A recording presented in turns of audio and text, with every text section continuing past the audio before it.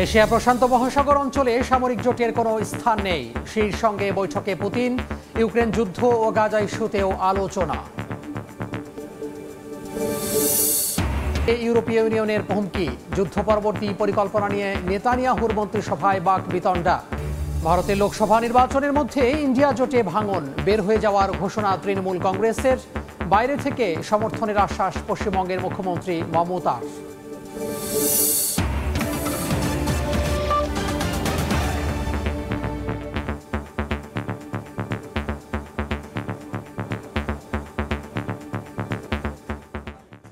আন্তর্জাতিক সময়ে সঙ্গে আছি আমি তোহা খান তামিম।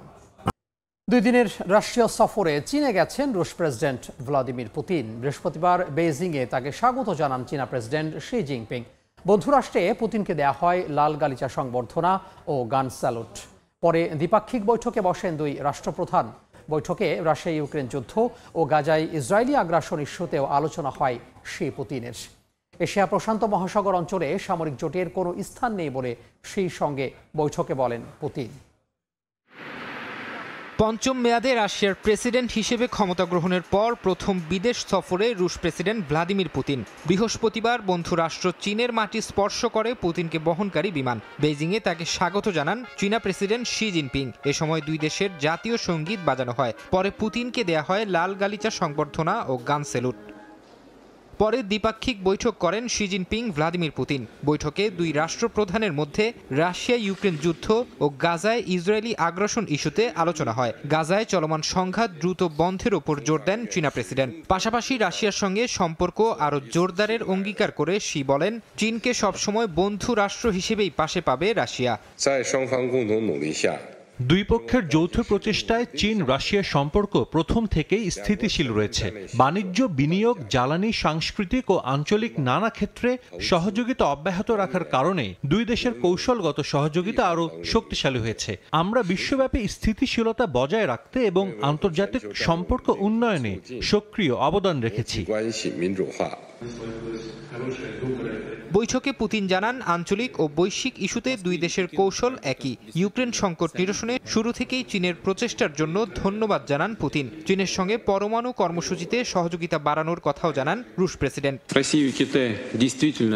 রাশিয়া ও চীন সত্যিকার অর্থে জাতীয় উন্নয়নের অভিন্ন লক্ষ্য এবং পারস্পরিক শ্রদ্ধার নীতির ভিত্তিতে যৌথ সমৃদ্ধি নিশ্চিত করার জন্য একত্রিত হয়েছে। গত 5 বছরে মহামারী এবং তৃতীয় পক্ষের নানা পদক্ষেপ সত্ত্বেও রাশিয়া ও চীনের মধ্যে বাণিজ্যিক লেনদেন নিজস্ব গতিতে এগিয়েছে। এছাড়া 2 দেশের মধ্যে বাণিজ্যিক ইস্যুতেও আলোচনা হয়েছে। পরে চীন রাশিয়া কৌশলগত অংশীদারিত্বমূলক চুক্তিতে সই করেন 2 রাষ্ট্রপ্রধান। ইউক্রেন রাশিয়া যুদ্ধ শুরুর পর মস্কোর গুরুত্বপূর্ণ মিত্র হয়ে উঠেছে বেইজিং। ইউক্রেনে রুশ অভিযানের নিন্দা জানাতে বেইজিং শুধু অস্বীকৃতি জানায়নি, বরং পশ্চিমাদের ব্যাপক নিষেধাজ্ঞার মুখে থাকা মস্কোকে সমর্থন দিয়ে যাচ্ছেন শি জিনপিং। এমন পরিস্থিতিতে পুতিনের চীন সফরের দিকে তীক্ষ্ণ নজর রাখছে পশ্চিমা বিশ্ব।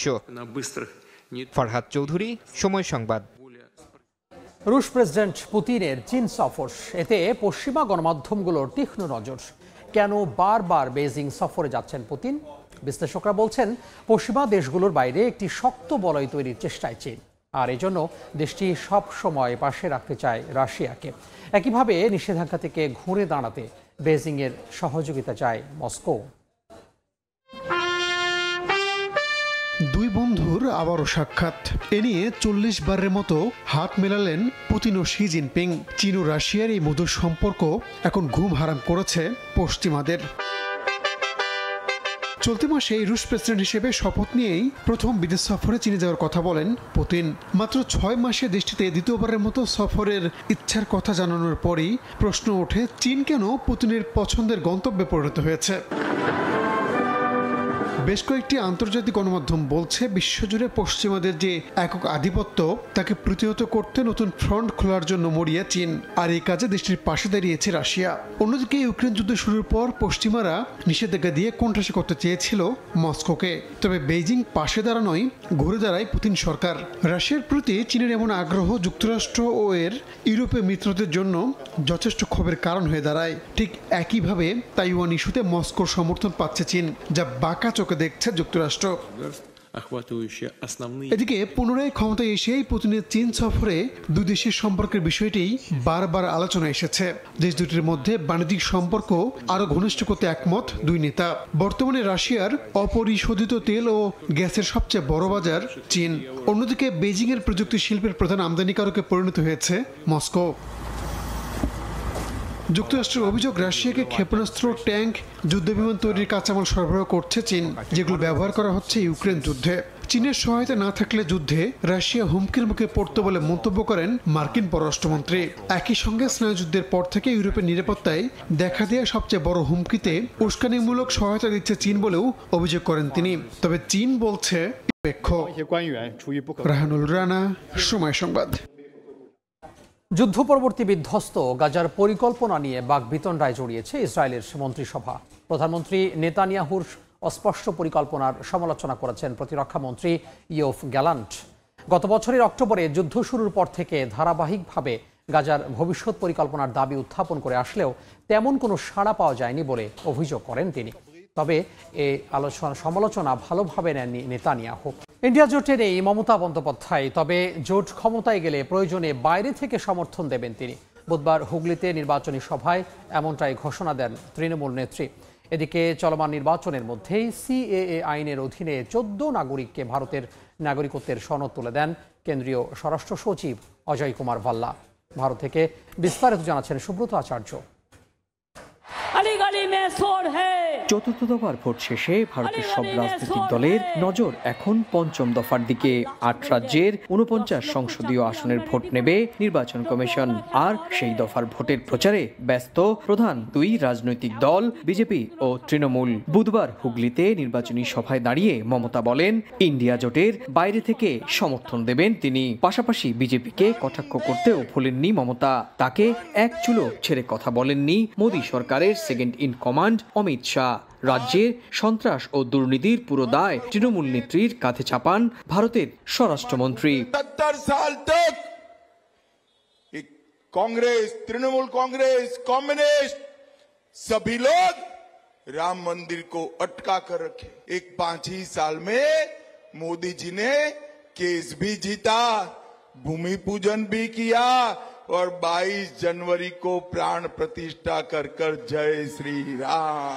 जब ममता जी का शासन आया तब सत्यजीत दा नहीं थे, वरना वो हीरक राजा देशरे इसकी जगह हीरक रानी नाम का मूवी बनाते।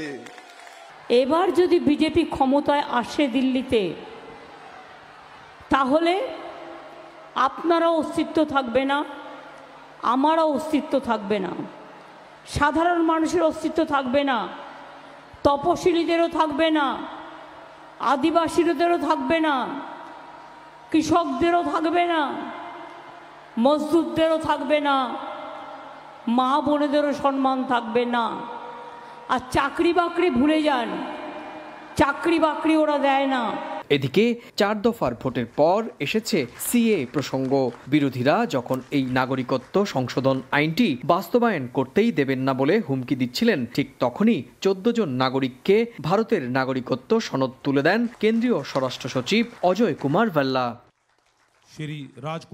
2019 সালের 11 ডিসেম্বর পাশ হয় ভারতের বহুচর্চিত সিটিজেন অ্যামেন্ডমেন্ট অ্যাক্ট বা সিএ আইন। 2014 সালের আগে আসা প্রতিবেশী বাংলাদেশ, পাকিস্তান, আফগানিস্তান থেকে হিন্দু, বৌদ্ধ, খ্রিস্টান, জৈন, শিখ সম্প্রদায়ের ভুক্তদের নাগরিকত্ব দেওয়ার আইন এটি। যদিও ওই আইনের ল ফ্রেম না হওয়ায় কার্যকর করতে পারেনি বিজেপি সরকার। তবে চলমান লোকসভা নির্বাচনের তারিখ ঘোষণার 1 মাস আগে এই আইনটির প্রজ্ঞাপন জারি করে মোদী সরকার।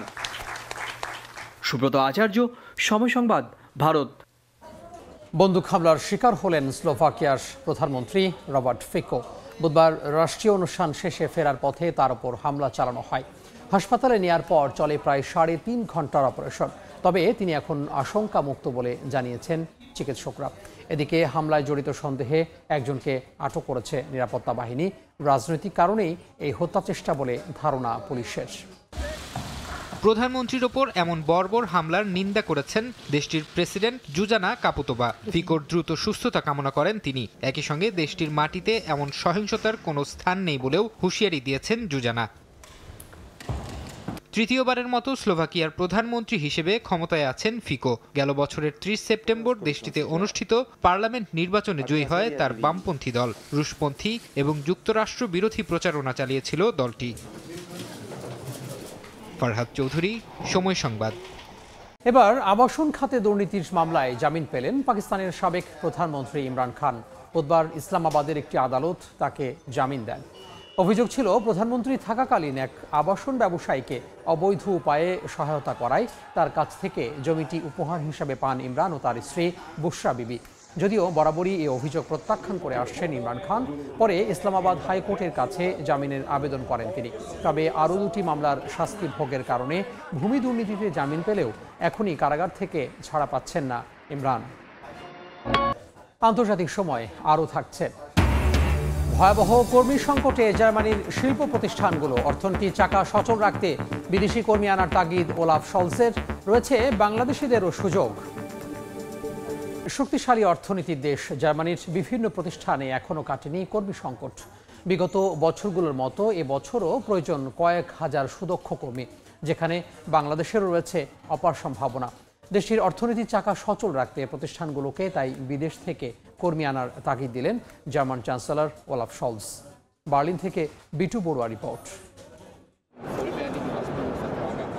বিশ্বের অন্যতম শক্তিশালী অর্থনীতির দেশ জার্মানিতে দেখা দিয়েছে ভয়াবহ জনবলের অভাব। বিশেষ করে ক্ষুদ্র, মাঝারি ও ভারী শিল্প প্রতিষ্ঠানের নানা পদে স্থানীয় সুদক্ষ কর্মীদের পাশাপাশি প্রয়োজন কারিগরি বিষয়ে অভিজ্ঞ জনবল।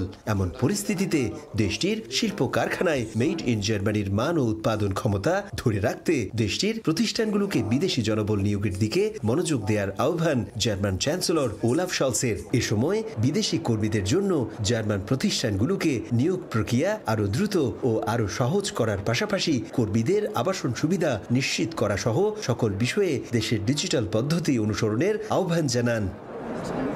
গেল কয়েক বছর ধরে জার্মানির ছোট বড় প্রতিষ্ঠানগুলোতে বিদেশি দক্ষ শ্রমিক এবং শিক্ষানবিশ ছাত্রের সংখ্যা বেড়েই চলেছে।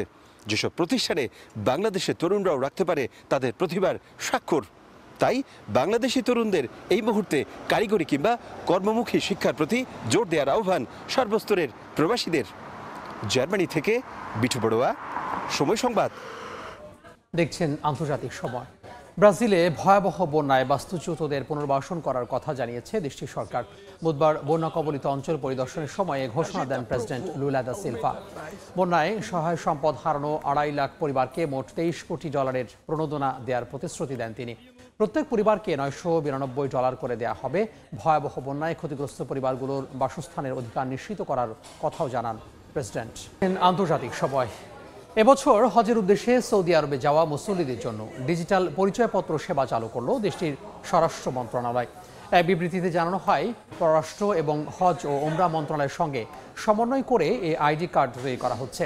এতে করে মুসল্লিদের সহজেই শনাক্ত করা সম্ভব হবে বলেও উল্লেখ করা হয়। সৌদির গণমাধ্যমগুলো বলছে, ভিশন 2030কে সামনে রেখে ডিজিটালাইজেশনের অংশ হিসেবে এই উদ্যোগ নেওয়া হয়েছে।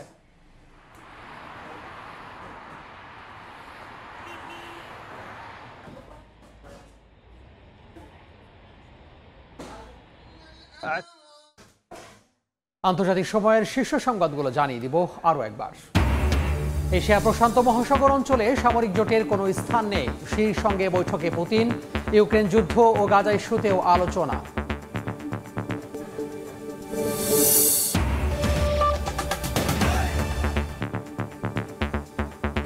এই ছিল আন্তর্জাতিক সময়। এরপর সময় সংবাদ নিয়ে সঙ্গে থাকবেন সহকর্মী আফরোজা মন্টুসী। ধন্যবাদ তামিম। সময় সংবাদ নিয়ে ফিরছে কিছুক্ষণ পর, সঙ্গে থাকুন সময়।